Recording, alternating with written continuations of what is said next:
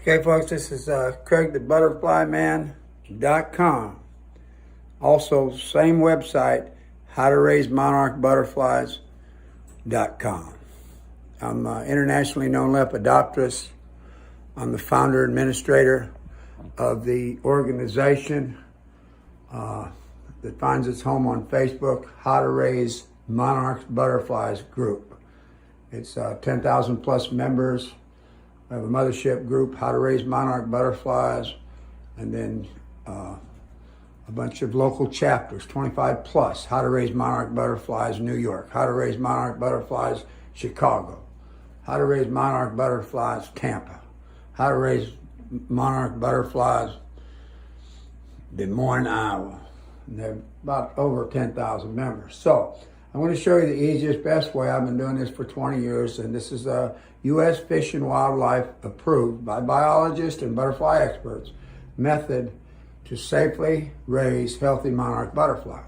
So what you see here is common milkweed. Now you can use tropical milkweed when you do this in pots. And if you go to my website, you'll see a lot of what I'm going to tell you, but a lot of people like to hear it instead of read it. And if you go under Raising Monarchs on my website, it'll explain what I'm doing here and what I'm explaining in a video today.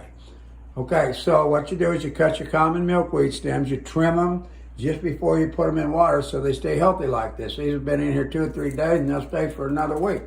You catch yourself a female. You catch her when you see her laying eggs. You use a net. You can buy them for $1 at Dollar Tree, okay? Or you can order a big one online, but you want to choke up half the way when you try to catch it. So, you know, catching, you're going to have to learn how to do your own, because I'm not going to be able to show you how to catch them on this particular video. So these, when you close this down, you have this in here. You want to keep everything moist. You have one bottle here with straight water. You have another bottle here with 9-to-1 sugar water. So you spray the monarchs when they're up there. You spray out by their mouth, and they'll nectar, and you spray the sugar, because then they'll go ahead and drink the sugar. They'll drink the water with the sugar in it, and they'll have nourishment and stay healthy while they're laying eggs on these common milkweed plants. They'll just lay, and if you catch one, and you get 200 or 300 eggs on there. You may want to put another pitcher. This is what you do is you just use a gallon jug, milk carton full of water. Trim them before you put them in, remember, so they stay healthy. You can put a couple of these in there. Now you've seen it here at Dollar Store or Dollar Tree. I found me some little bouquets of plastic flowers. I put took the caps from them milk jugs in right here. See, look at that girl. She just loving it. This is a girl. This is what girls look like. They don't have the dots on their hind wings like the male. Now look at her. Can you see her proboscis? She's going for that sugar water. See, I just spray some sugar water in there, my 9-to-1. Or I got these little things at Dollar Tree also, and they were $1 for like 3 of them, and the sponges were for $1 for like 3 of them, and you know, it's full of 9-to-1 sugar. So you want to keep them healthy while they're laying, but it'll take her 2 or 3 days. She'll lay 300 monarchs on, 300 eggs on there, and then once they hatch, start eating the milkweed. They'll find their own number. There'll be some cannibalism, but that's the way monarchs do it, and that's the way nature is, okay? But if you leave her out in nature and she lays 300 eggs, only 6 of them are going to get to flight stage, in other words, adult butterflies. This way, you'll have 200 to 300 make it to flight stage. We release them. They breed again in the wild and produce thousands and thousands and more, and it just becomes exponential.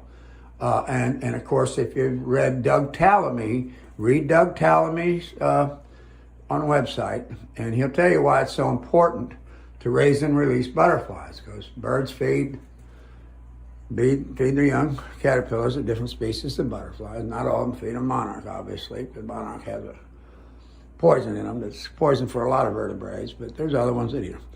Okay, so put some paper towels on the bottom, zip it up after you have, and just keep adding stems, fresh stems of milkweed into the milk cartons. Take the ones that are spent out, but make sure there's no caterpillars on it. If they are, you got to transfer them to the leaves, right? That's no problem, because eventually they'll all end up on top of this pop-up. There'll be 200-300, and then these are the condos, folks. These are 2 feet by 2 feet by 3 feet. You can buy that piddly little thing if you're not serious. That's a 15 by 15 by 24, I think, for $9. These are like $20 to $30, depending on where you are. And you Google butterfly habitat. Some people, butterfly cage, it shows them too. I don't like to call it a cage. It's a habitat.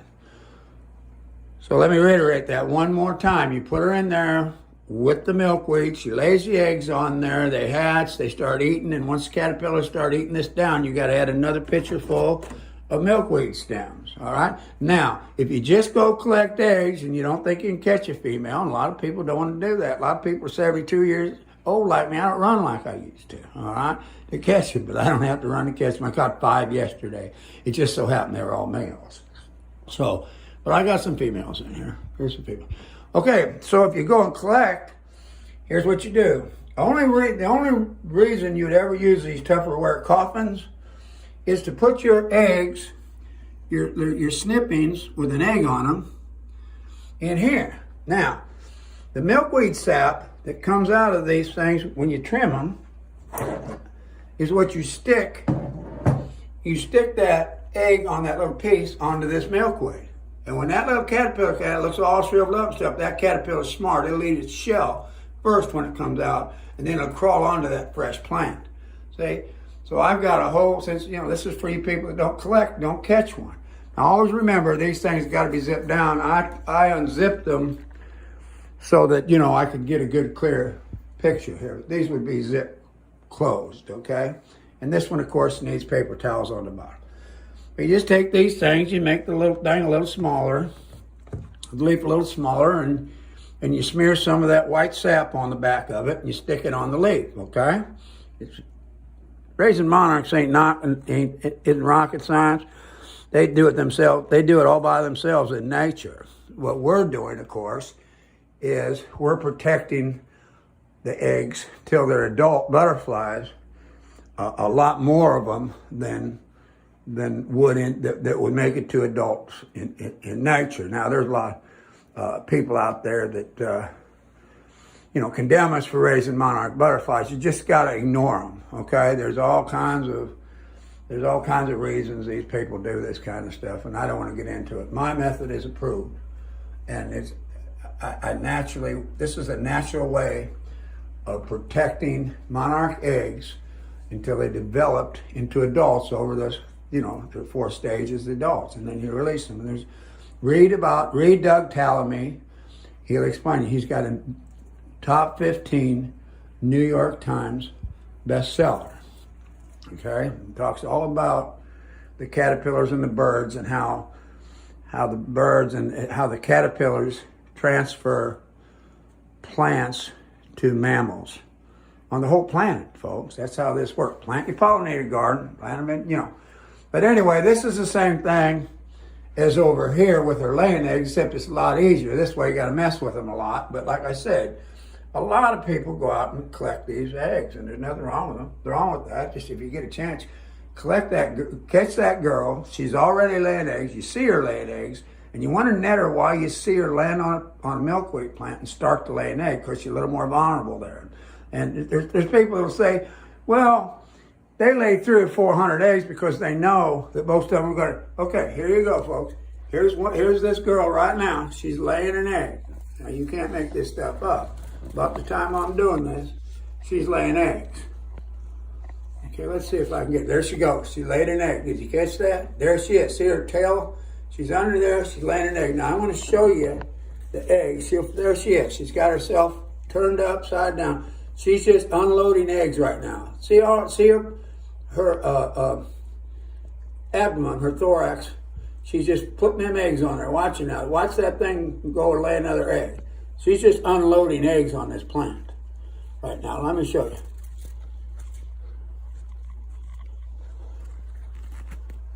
Well, she laid one so far. All right. She'll lay a lot. No, there's another one. So she's going to lay a lot of eggs right now. She's ready to go. So go to my website. Let them do it on their own, folks. That's what happens here. Is they'll crawl to the top all by themselves, but you got to keep stems of milkweed going into there, until they're all on top.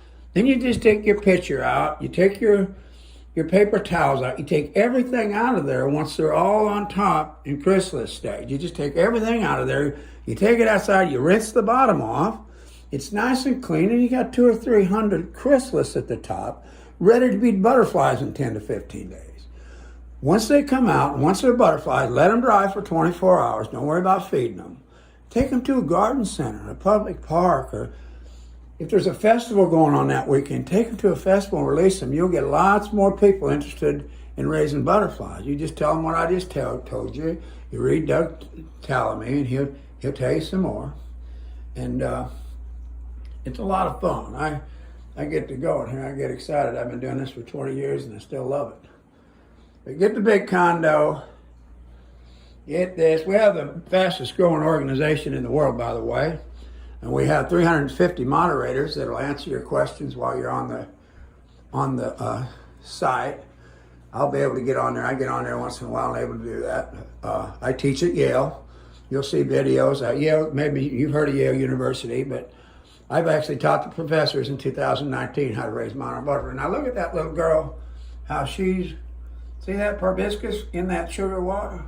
Tell me she don't look. She thinks that's a sunflower. Well, she thinks that's the center of a sunflower. But you know what? She's a girl, right? She's a girl. So, just kidding, ladies. 9 out of 10 of the people doing this, 9 out of 10 people raising monarch are women. They're females. Now, I was a hairstylist for 47 years, so I'm used to pandering towards women, I guess I would say. But this has just happened naturally. 9 out of 10 are women. So I'm gonna get off this thing right now. I enjoyed talking with you. Go to the website. I'm gonna be and subscribe to my newsletter. Put your email in there so that I can, every page I think has a place for you to subscribe to my email. And I'm gonna start sending out some of these newsletters and stuff and featuring different chapters around the country that are building their organizations. Any of the local organization stuff.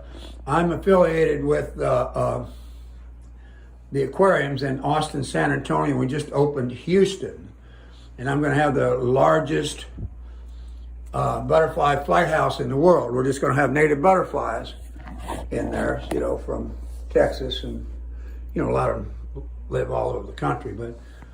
But I'm going to have 16,000 square foot flight house in there in the next 60 days or so. Join their Facebook page. It's called Houston Interactive Aquarium and Animal Preserve. That's the name of the Facebook page. I know it's a mouthful, but that's the name of it. So here's a little microscope. If you see, you can go online and say checking monarchs for OE, and there's a video, there's YouTube video. Just say checking monarchs for OE. If you want to check your monarchs before you release them, it's best to raise, like a generation in June or July, because then they multiply before they start migrating to Mexico. And go to the files on the How to Raise Monarch Butterflies group page. There's a lot of educational stuff on the files, and don't hesitate to ask questions in the group. Everybody starts new at this, just like I did and everybody else did. I collected some caterpillars with my sweetheart 18, 20 years ago, and we never looked back. We've had PBS specials done. Look at the organization we built. Mainly because we got a bunch of good people that joined early on and are really helping people out. So I'll let you go now. GregTheButterflyMan.com.